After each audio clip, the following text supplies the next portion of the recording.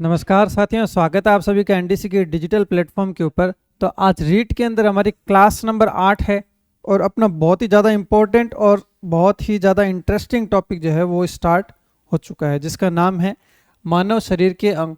और पूरा ही टॉपिक जो है बिल्कुल इंटरेस्टिंग है। तो लगातार अपने को क्या करना है, इसके नोट्स जो है वो साथ में ज़रूर बनाने। और जो टॉपिक ये पाचन तंत्र के अंदर हमने कल इसका एक पार्ट जो है वो पिछली क्लास के अंदर हमने बात कर ली है, ठीक है।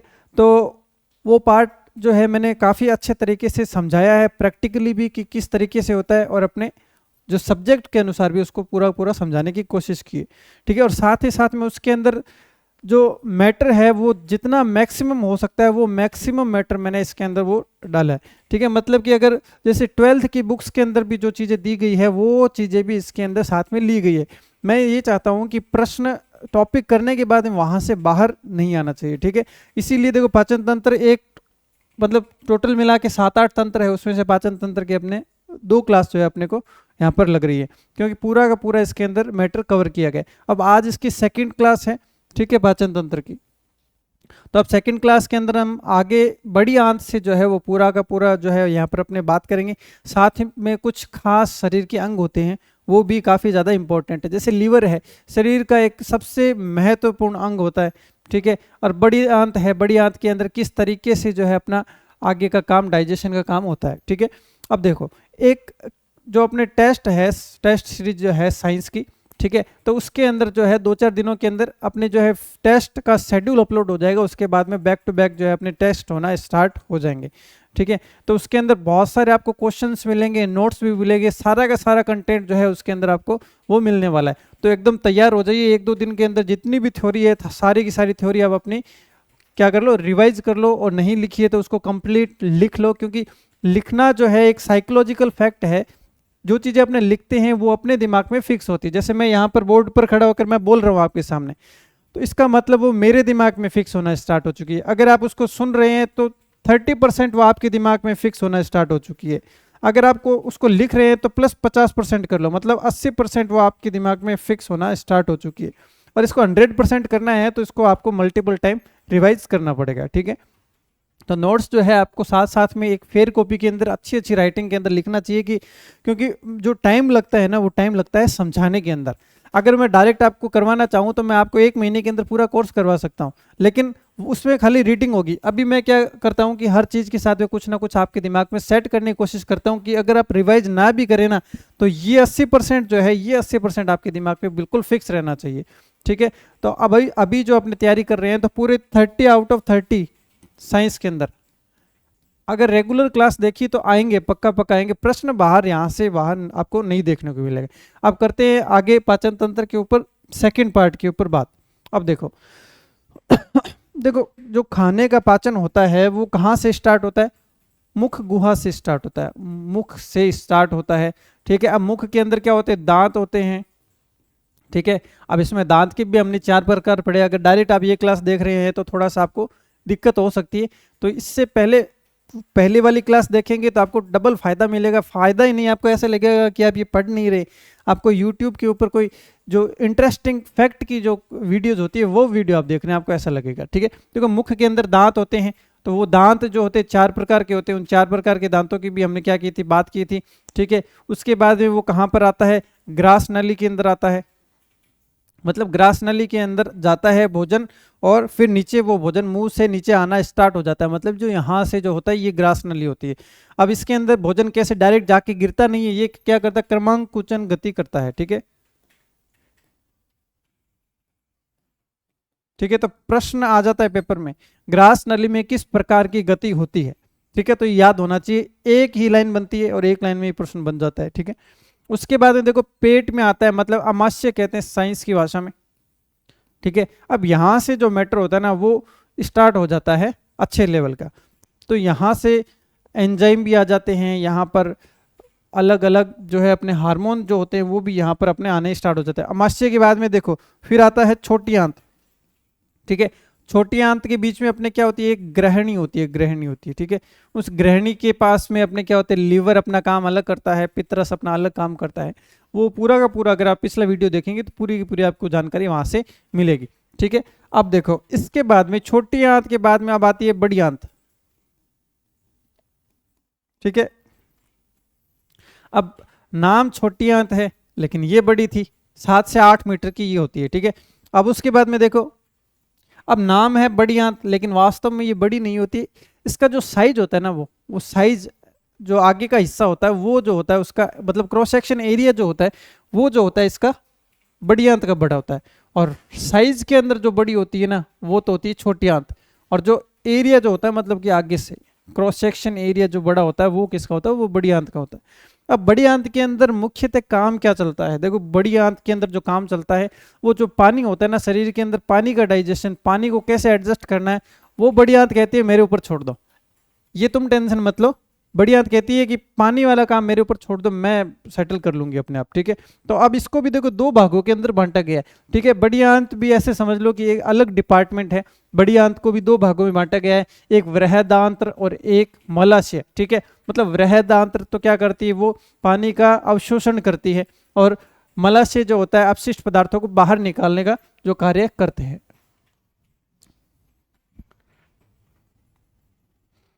देखो वृहद आंत्र में भोजन से जल का अवशोषण होता है, तो सबसे ज्यादा मुख्य प्रश्न जो बनता है ना वो यही बनता है कि बड़ी आंत का क्या कार्य होता है। सबसे नॉर्मल प्रश्न जो बनता है, नॉर्मल प्रश्न बनता है ना, नॉर्मल प्रश्न ये बनता है कि पानी का अवशोषण कहां पर होता है, तो बड़ी आंत के अंदर होता है। ये प्रश्न तो हो गया जो नॉर्मल पेपर होते हैं, एलडीसी वगैरह के जो पेपर होते हैं यहां तक प्रश्न पूछे जाते हैं। लेकिन अपने जो प्रश्न पूछा जाएगा बड़ी आंत के किस हिस्से में, बड़ी आंत के किस हिस्से में पानी का अवशोषण होता है। ठीक है, तो ये होता है वृहदांत्र में, वृहदांत्र में होता है। ठीक है, इसी तरीके से एक पिछली क्लास में भी आया था कि छोटी आंत के किस हिस्से के अंदर ऊर्जा का अवशोषण होता है। ठीक है, छोटी आंत के किस हिस्से में ऊर्जा का अवशोषण होता है, पिछली क्लास देखिए। तो इस जो प्रश्न मैंने अभी जो बोला है इसका उत्तर आप कमेंट सेक्शन के अंदर जरूर देना। ठीक है, अब देखो वृहदांत्र में भोजन से जल का अवशोषण होता है, मलाशय द्वारा अपशिष्ट पदार्थ बाहर निकाला जाता है। तो ये दोनों चीजें मैं आपको बता चुका हूं कि वृहदांत्र क्या करती है, भोजन से जल का अवशोषण करती है। देखो होता क्या है, जैसे ही अमाशय के अंदर आता है तो अमाशय प्रोटीन अलग छांट लेता है, वसा अलग छांट लेता है, और कार्बोहाइड्रेट अलग छांट लेता है।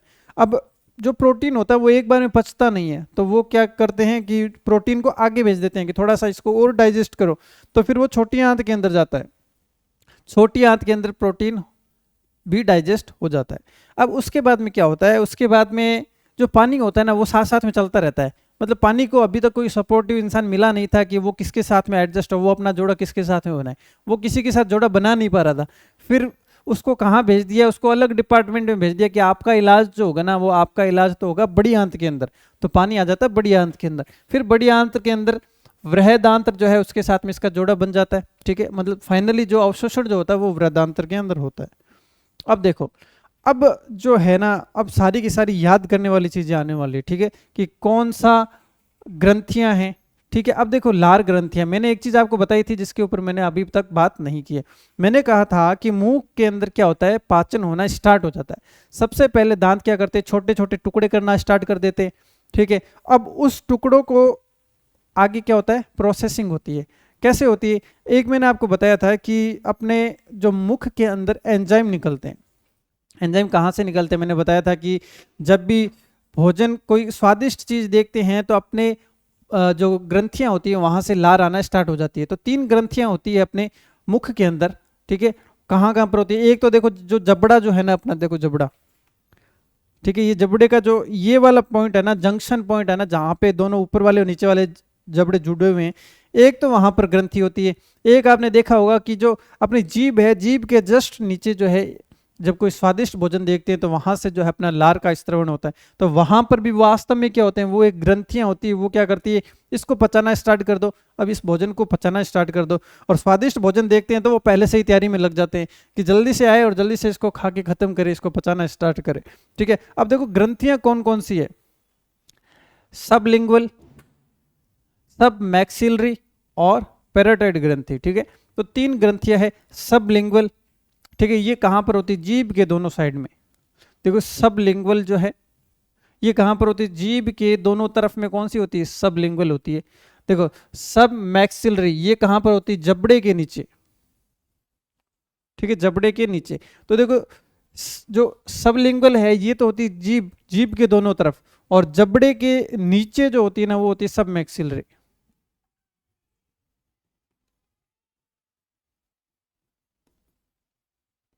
ठीक है, अब देखो जबड़ों के संधि स्थल, संधि स्थल मतलब जंक्शन पॉइंट जहां पर होता है, जहां पर यहां से अपना जबड़ा जो जुड़ा हुआ है वहां पर कौन सी ग्रंथि होती है? वो होती है पैराटाइड ग्रंथि।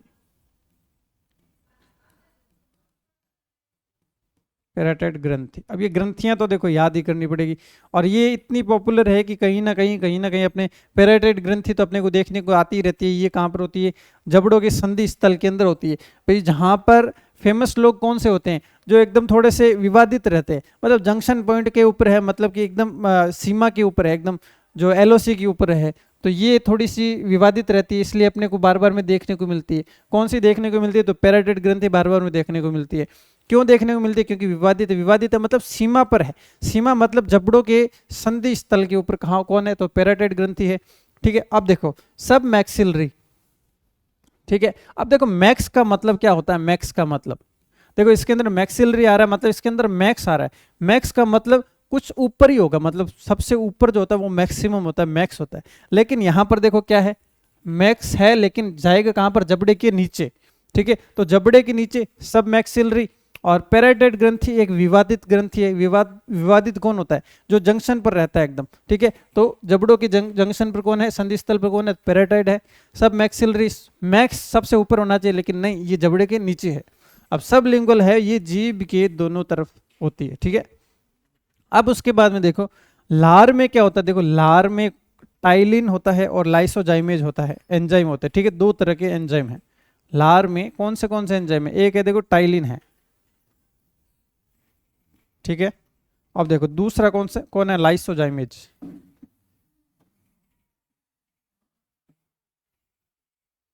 ठीक है, अब देखो लाइसोजाइमेज है और एक टाइलिन, अपने दो जो है यहाँ पर अपने एंजाइम होते हैं। ठीक है, ये अपने को याद रखना है। देखो 5 चीजें होगी। एक होगी सब मैक्सिलरी, सबलिंगुअल और पैराटाइड ग्रंथि, और एक हो गया टाइलिन, और एक हो गया लाइसोजाइमेज। ठीक है, ये अपने को याद रखना है। अब जो टाइलिन है वो क्या करता है? वो स्टार्च का पाचन करता है। किसका? स्टार्च का पाचन करता है। और लाइसोजाइमेज क्या करता है? ये कार्बोहाइड्रेट का पाचन करता है। ठीक है, याद जो मेन करना है, ये 5 चीजें अपने को करनी है। अब देखो, अब जो सबसे ज्यादा शरीर का इंपॉर्टेंट पार्ट है वो होता है लीवर, मतलब कि यकृत। ठीक है, तो पूरी की पूरी जानकारी लीवर की अपने को होनी चाहिए, क्योंकि प्रश्न केवल इस टॉपिक में नहीं, पूरे टॉपिक के अंदर लीवर जो है अपने को बार बार में बीच में आएगा, तो लीवर की पूरी जानकारी अपने को होनी चाहिए। देखो लीवर कैसा होता है? ये होता है भूरे गुलाबी कलर का, भूरे गुलाबी। भूरे गुलाबी का मतलब हो गया जैसे थोड़ा थोड़ा डार्क जो भूरा होता है ना, जो जिसके अंदर भूरेपन के साथ साथ में लाल कलर भी मिक्स होता है। तो यकृत क्या होता है? भूरे गुलाबी रंग का होता है। शरीर की सबसे बड़ी ग्रंथि, ये जो है अपने बार बार में बात पढ़ेंगे, क्योंकि आगे ग्रंथियां जब आएगी ना तो उसके अंदर सबसे बड़ी ग्रंथि के अंदर अपने लीवर पढ़ेंगे। ठीक है, यकृत के चारों ओर क्या होता है? देखो पेरिटोनियम झिल्ली का आवरण होता है। तो जैसे लीवर होता है, लीवर की चारों तरफ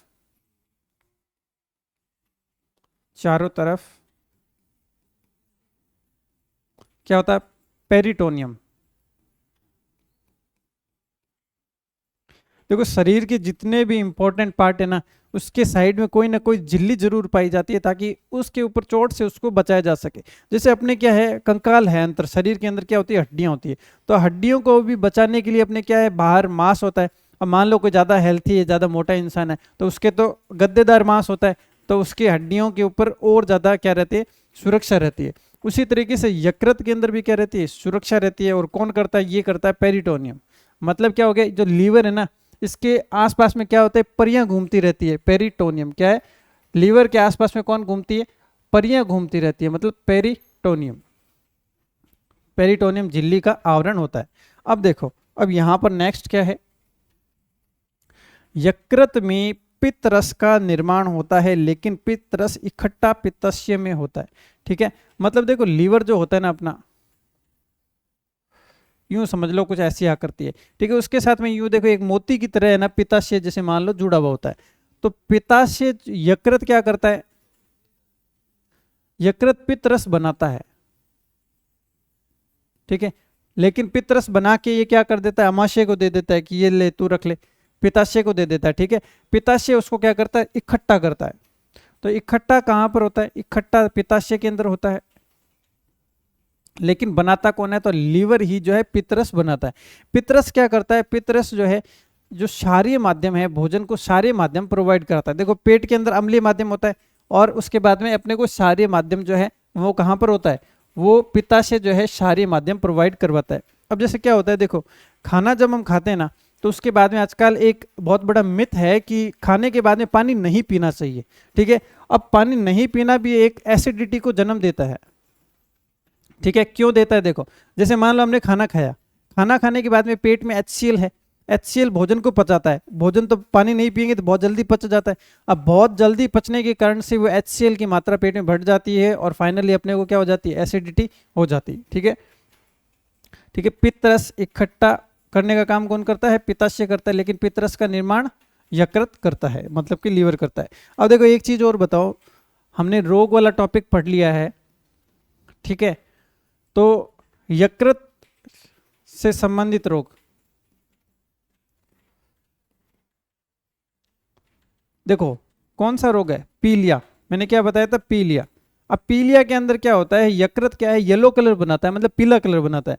अब शरीर में जहां पर पीला कलर होना चाहिए, वहां के अलावा भी दूसरी जगह भी जब पीला कलर होने लग जाता है, तो अपने को क्या हो जाता है, पीलिया हो जाता है। और ये काम किसके हैं, ये यकृत है ना, डिसऑर्डर में आ जाता है ना, यकृत को पता नहीं चलता, ये कंफ्यूज हो जाता है और बहुत ज़्यादा येलो कलर बनाना स्टार्ट कर देता है। तो उसके फलस्वरूप अपने को पीलिया रोग हो जाता है। और ये क्या होता है, ये होता है विषाणु जनित रोग होता है, विषाणु जनित रोग होता है। इसके रोग जनक कौन है, हिपेटाइटिस। ठीक है, हिपेटाइटिस भी कई तरह के होते हैं, A B C D K, ऐसा कई टाइप के हिपेटाइटिस रोग होते हैं। ठीक है, उसके बाद में देखो, अब यहाँ से इंटरेस्टिंग चीजें और स्टार्ट होने वाली है, और काफी चीजें ऐसी भी होगी, अगर फर्स्ट क्लास से आप देख रहे हैं ना, तो आधी चीजें जो है आपने यहाँ पर पढ़ी हुई होगी विद इंटरेस्टिंग फैक्ट, मतलब रीजन के साथ में कि ऐसा क्यों होता है। देखो यकृत क्या करता है, ये ग्लूकोज को ग्लाइकोजन के रूप में संचित करता है। ग्लूकोज को ग्लाइकोजन के रूप में संचित करने का मतलब क्या हुआ, देखो जब हम खाना खाने बैठते हैं ना, तो 7-8 रोटी जैसे एक साथ में अपने खा लेते हैं। ठीक है, तो एनर्जी तो ले लेते हैं एक साथ के अंदर, तो वो जैसे ही हम खाते हैं तो अपने को शरीर को क्या मिलता है, ग्लूकोज मिल जाता है। अब सारा का सारा ग्लूकोज एक साथ में आ जाएगा, तो अपने को क्या हो जाएगा, शुगर हो जाएगी, या अलग अलग टाइप की बीमारियां हो जाएगी। तो ऐसे कंडीशन में लीवर कहता है कि मैं हूं ना, मैं संभाल लूंगा पूरी कंडीशन। वो क्या करता है, जैसे ग्लूकोज आता है ना, ग्लूकोज को ग्लाइकोजन में बदल के अपने लीवर के अंदर स्टोर कर लेता है। जैसे जैसे अपने को एनर्जी की जरूरत पड़ती है, वो ग्लूकोज जो है, ग्लाइकोजन जो है, वापस ग्लूकोज के अंदर चेंज होके अपने को मिलता रहता है। मतलब कि यकृत ग्लूकोज को ग्लाइकोजन के रूप में क्या कर लेता है, स्टोर कर लेता है या संचित कर लेता है। ठीक है, उसके बाद में देखो, ये यहां पर क्या है, विटामिन, विटामिन ए का संश्लेषण। विटामिन ए का संश्लेषण कौन करता है, तो लीवर करता है। संश्लेषण करने का मतलब होता क्या होता है, बनाना होता है। मतलब देखो विटामिन ए किस में होती है, गाजर जो होती है ना, गाजर सबसे ज्यादा विटामिन ए का सबसे बड़ा स्रोत है। याद रखना, ये प्रश्न डायरेक्ट आ जाता है कि निम्न में से सबसे बड़ा विटामिन ए का स्रोत कौन सा है, तो गाजर है। अब अपने को एक चीज और नहीं पता लग गई कि ये विटामिन ए बनेगा कहाँ पर, ये विटामिन ए भी अपने लीवर के अंदर बनेगा, यकृत के अंदर बनेगा। ठीक है, अब देखो मान लो किसी का लीवर है ना, जैसे कमजोर होता है, कमजोर होता है तो मतलब डाइजेशन जो है अच्छा नहीं होता। इसीलिए देखो गाजर डाइजेशन में क्या होती है, हार्ड होती है। तो कमजोर जिनका लीवर होता है उनको गाजर न खाने की जो है वो सजेशन दिया जाता है। ठीक है, अब देखो विटामिन ए है, विटामिन ए का संश्लेषण कौन करेगा, लीवर करेगा। और A C D का संचय भी कौन करता है, वो लीवर करता है। ठीक है, याद रखना, देखो लीवर विटामिन ए का तो क्या करता है, जो है संश्लेषण करता है। ठीक है। और संचय किसका करता है? एसीडी। एसीडी का क्या करता है? संचय करता है। मतलब बनाने का काम तो ए करता है, ए को बनाने का काम भी करता है, और एसीडी संचय मतलब बनाता तो कोई और है, लेकिन ये स्टोर करने का काम करता है, संचय करता है। उसके बाद में देखो यकृत क्या करता है? फाइब्रोनोजन नामक प्रोटीन का निर्माण करता है। ठीक है। अब देखो फाइब्रोनोजन क्या होता है? जैसे अपने चोट लगती है ना, चोट लगती है तो वहां से खून बहना स्टार्ट हो जाता है। खून बहना स्टार्ट हो जाता है तो शरीर के अंदर क्रियाएं होना स्टार्ट होती है, और एक जो होती है जाली नुमा संरचना बनना स्टार्ट होती है। और ये बनाने का कार्य किसका होता है? ये होता है फाइब्रोनोजन। ठीक है। ये याद रखना है कि यकृत क्या करता है? फाइब्रोनोजन प्रोटीन का निर्माण करता है, विटामिन ए का संश्लेषण और संचयन करता है, सी और डी का संचयन करता है। और फाइब्रोनोजन देखो जो रक्त का थक्का बनाने में क्या करता है? हमारी मदद करता है। ठीक है। बहुत ही ज़्यादा इंपॉर्टेंट है। मुश्किल मुश्किल जो शब्द है ना वो अपने को याद ही करने पड़ेंगे। ठीक है। और धीरे धीरे प्रैक्टिस के साथ में ये याद भी बहुत अच्छे तरीके से, बहुत इजी वे में हो जाएंगे। ठीक है। अब देखो, अब एक यकृत पढ़ लिया।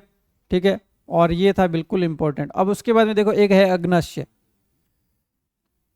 अग्नाशय भी लीवर के जैसे ही इंपॉर्टेंट है, और इसके अंदर भी आपको नई नई बीमारियों की जानकारी मिलेगी कि जैसे मधुमेह जैसे रोग हैं वो किस कारण से इंसान को हो जाते हैं। तो ये फैक्ट भी आपने को जानकारी जो है इसमें मिलने वाली है। ठीक है। और देखो अग्नाशय, देखो ये क्या था? ये भी एक अंतःस्रावी ग्रंथि थी। ठीक है। अब अग्नाशय क्या है? अंतःस्रावी भी है प्लस बहिस्रावी दोनों है। ठीक है। दोनों प्रकार की ग्रंथियां ये होती है। ठीक है। तो देखो लीवर जो है सबसे बड़ी ग्रंथि है शरीर की, पूरे शरीर की सबसे बड़ी ग्रंथि जिसको बोलते हैं वो अपनी लीवर है। ठीक है। देखो अग्नाशय क्या है? शरीर की एकमात्र अंतःस्रावी व बहिस्रावी। अब ये इंपॉर्टेंट इसलिए बनता है क्योंकि इसके अंदर दोनों फीचर है, मतलब अंतःस्रावी भी है, बहिस्रावी भी है, और ग्रंथि जो देखी जाए तो सबसे बड़ी ग्रंथि भी है। मतलब लीवर के बाद में सबसे बड़ी ग्रंथि की बात करें तो अग्नाशय है। अग्नाशय अंतःस्रावी भी है, बहिस्रावी भी है, दोनों ही है, इसलिए भी ये इंपॉर्टेंट बनती है। अब देखो, अब अग्नाशय का काम क्या होता है? अग्नाशय के अंदर एक इंसुलिन हार्मोन पाया जाता है। इंसुलिन हार्मोन क्या करता है? ठीक है। देखो मधुमेह को नियंत्रित करने का काम करता है इंसुलिन हार्मोन। ठीक है।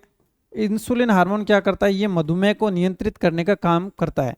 लेकिन जब ये इनबैलेंस हो जाता है ना, मतलब या तो कम स्त्रवण होना स्टार्ट हो जाता है। ठीक है। इसके देखो दो केस बनते हैं। इंसुलिन, ठीक है। अब मान लो इंसुलिन का स्त्रवण कम हो गया। ठीक है। इंसुलिन का स्त्रवण कम हो गया। इंसुलिन करता क्या है? मीठेपन को जो है, मतलब कि जो शुगर को है वो कंट्रोल करता है। ठीक है। अगर कम स्त्रावित हो रहा है इसका मतलब शुगर क्या हो जाएगा? बढ़ जाएगा। तो शुगर, मधुमेह जो है वो नॉर्मल से हाई हो जाएगा। ठीक है। अब देखो इंसुलिन अगर क्या होता है, कई बार ज्यादा भी स्त्रवण होने स्टार्ट हो जाता है। ज्यादा स्त्रवण होना स्टार्ट हो जाएगा मतलब कि जितना शुगर शरीर का रहना चाहिए उससे भी कम रहना स्टार्ट हो जाएगा, इसका मतलब शुगर डाउन आ जाएगा। शुगर क्या हो जाएगा? शरीर का डाउन हो जाएगा। इसलिए आपने एक चीज देखी होगी कि जो शुगर के मरीज होते हैं उनके साथ में ये होता है, किसी का शुगर हाई रहता है, किसी का शुगर क्या रहता है? डाउन रहता है। ठीक है। तो हाई और डाउन रहने का रीजन ये है कि अगर किसी का शुगर हाई है इसका मतलब इंसुलिन की कमी है, इंसुलिन कम है। ठीक है। अगर किसी का इंसुलिन बहुत ज़्यादा है इसका मतलब उसका शुगर क्या होगा? कम होगा। लेकिन कईयों कईयों के अंदर दोनों ही कंडीशन होती है, कभी हाई हो जाता है, कभी मतलब डाउन हो जाता है। तो ऐसी कंडीशन जो होती है वो थोड़ी सी क्रिटिकल कंडीशन होती है, थोड़ी सी वहाँ पर दिक्कत वाली चीज़ होती है। ठीक है। अब देखो इंसुलिन अगर शब्द याद नहीं होना तो इस तरीके से याद कर सकते हैं कि जिसको भी शुगर होता है उसको इंसुलिन के जो है टीके लगते हैं, इंसुलिन के इंजेक्शन लगाए जाते हैं। कौन से? तो इंसुलिन के इंजेक्शन लगाए जाते हैं। ठीक है। एक तरीका और है इंसुलिन अपने को कैसे मिल सकता है, तो जो भेड़ का जो दूध होता है उसके अंदर भी इंसुलिन होता है। इसीलिए जिन इंसान जिनको शुगर होता है या फिर मधुमेह रोग होता है उनको भेड़ का दूध पीने की जो है वो सलाह दी जाती है। ठीक है। अब देखो शरीर में एकमात्र अंतःस्रावी और बहिस्रावी दोनों प्रकार की ग्रंथि है। कौन है? तो अग्नाशय है। अग्नाशय के अल्फा कोशिका से ग्लूकागोन व बीटा कोशिका से इंसुलिन नामक हार्मोन निकलता है। ये चीज याद रखनी पड़ेगी, पेपर में आने लायक है। थोड़ा सा अच्छा लेवल का प्रश्न आता है तो फिर ये प्रश्न पूछ लेंगे, नॉर्मल लेवल का आता है तो इंसुलिन वाला पूछ लेंगे कि कब शुगर होता है हाई और कब होता है डाउन। ठीक है, अब देखो अग्नाशय के अल्फा कोशिका से ग्लूकागोन, अल्फा कोशिका से क्या होता है ग्लूकागोन, ठीक है, और बीटा कोशिका से होता है इंसुलिन।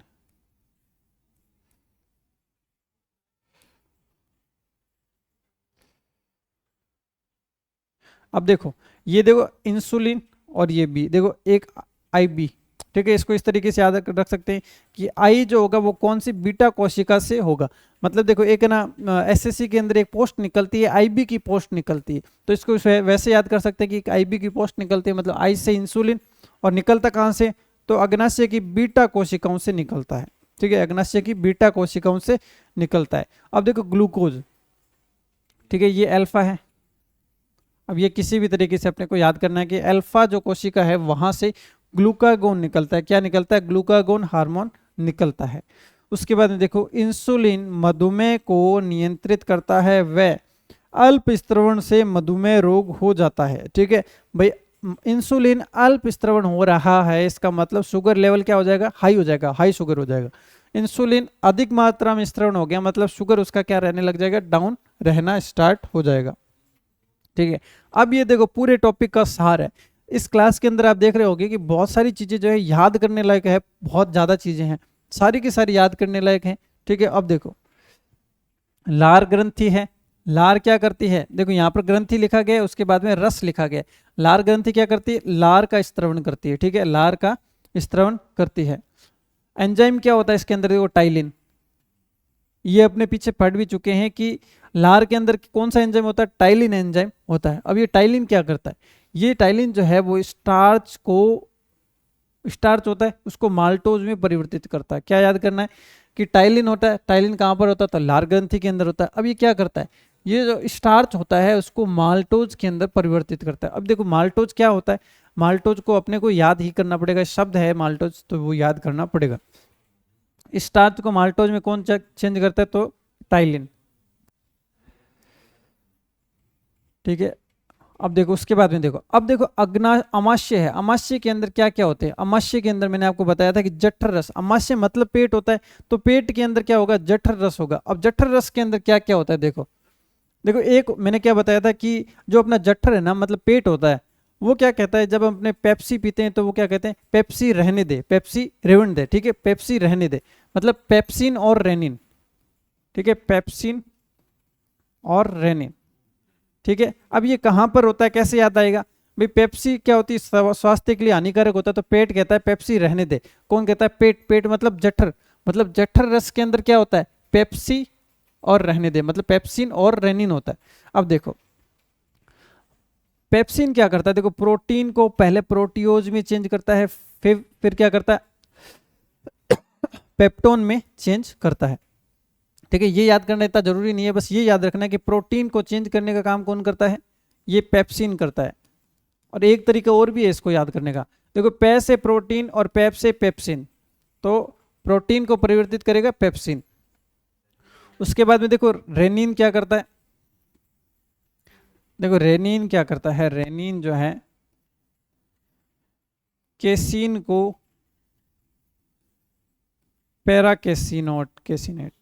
पैराकेसिनेट में परिवर्तित कर देता है। देखो ये यहाँ पर याद ना हो तो कोई दिक्कत वाली बात नहीं, पर ये अपने को याद रहने चाहिए। और मैंने आपको ये बताया है कि भाई नोट्स के अंदर जितनी चीज़ें हैं ना वो पूरी की पूरी कवर कर रहा हूँ, इसलिए क्या है कि मैंने कोई भी चीज़ छोड़ी नहीं है, इसलिए ये चीज़ यहाँ पर लिखी है। ठीक है, देखो ये याद कर लेना, ये आपको याद है कि प्रोटीन होता है लास्ट में, किस में होता है, एमिनो अम्ल में। प्रोटीन का जब फाइनली पाचन होता है, प्रोटीन किस में चेंज होता है, तो एमिनो अम्ल के अंदर प्रोटीन चेंज होता है। उसके बाद में देखो अग्नाशय।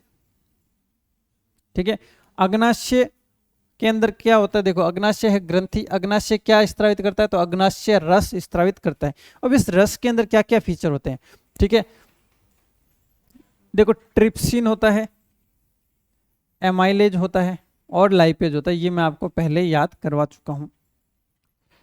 ठीक है, देखो ट्रिप्सिन, एमाइलेज और लाइपेज। ठीक है, ये चार, ये जो तीनों है मैंने आपको याद करवाए थे। देखो लाइपेज में मैंने आपको ये बताया था कि जो लाइपेज होता है ना, पेज देख के मुझे ये याद आता है कि वो चिकना हो गया पेज। और चिकना किस कारण से होता है? जब वो वसा का पाचन करेगा, वसा का पाचन जब करता है ना, तो उसके अंदर लाइपेज का क्या काम है? वसा का पाचन करना।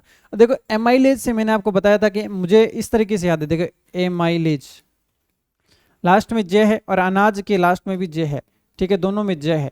और अनाज क्या है? अनाज है कार्बोहाइड्रेट। तो एमाइलेज क्या करता है? कार्बोहाइड्रेट का पाचन करता है, कार्बोहाइड्रेट। ठीक है, कार्बोहाइड्रेट का पाचन करता है। अब देखो ट्रिप्सिन है ना, ट्रिप्सिन, ठीक है, ट्रिप्सिन क्या करता है? ट्रिप्सिन प्रोटीन का पाचन करता है। ठीक है, ट्रिप्सिन जो है अपना वो भी पाचन करता है। ठीक है, अब उसके बाद में देखो आंत्र या आंतर्य रस। आंतर्य रस कहां पर होता है? छोटी आंत के अंदर जो है वो क्या स्त्रवण होता है? आंत्र क्या करती है? देखो आंत्र का मतलब आंत हो गया। आंत कौन सी होती है? छोटी आंत भी होती है, ठीक है, और बड़ी आंत भी होती है। लेकिन फिलहाल अपने इसमें क्या ले रहे हैं? छोटी आंत में कौन कौन से हार्मोन होते हैं? देखो एक होता है इरेप्सिन। ठीक है, आपने जब मैंने आपको पिछली क्लास में बताया था तो मैंने आपको बताया था कि 3 जगह पाचन प्रोटीन का होता है। अमाशय के अंदर स्टार्ट होता है, प्रोटीन क्या चेंज होता है? प्रोटियोज में चेंज होता है। और फाइनली जो पाचन होता है वो छोटी आंत के अंदर, लास्ट के अंदर फाइनली जो पाचन होता है प्रोटीन का 3 जगह होता है। पहली जगह, दूसरी जगह और तीसरी जगह।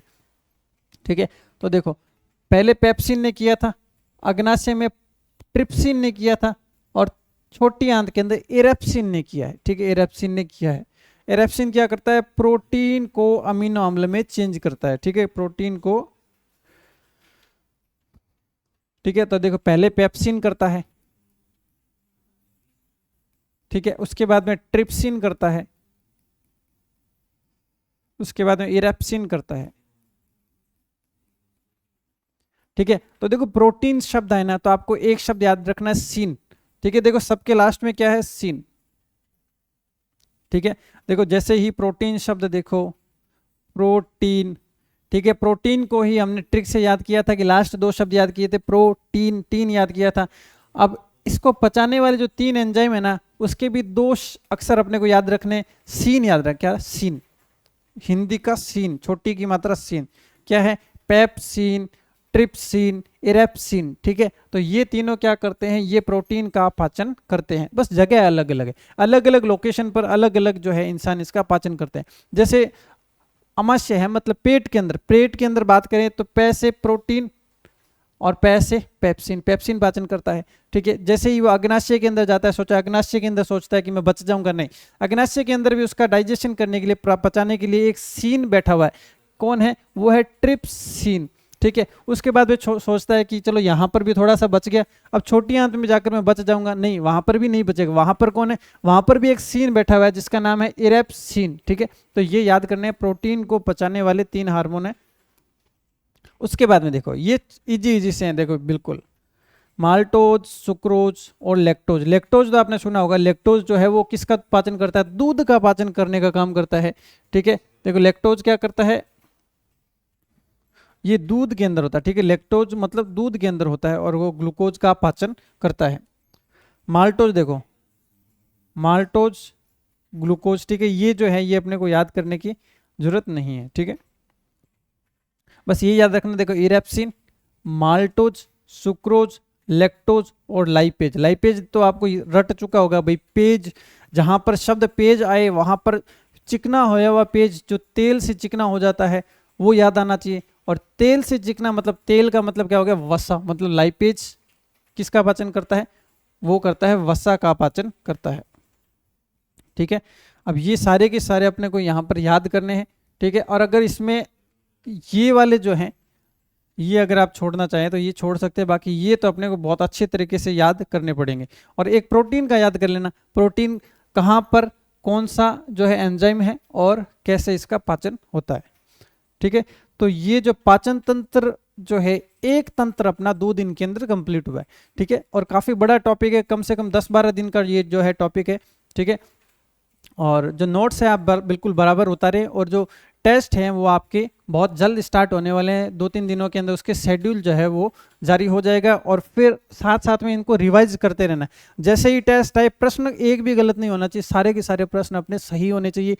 सबसे पहले टेस्ट दो, टेस्ट देने के बाद में उनको एनालाइज करो, मतलब जो प्रश्न गलत हुआ है और कोई नया प्रश्न है तो उसको याद कर लो, उसको क्या कर लेना, वहीं पर याद करके मामला बिल्कुल खत्म कर देना। ठीक है, तो अब मिलते हैं नेक्स्ट वीडियो के अंदर। Thank you.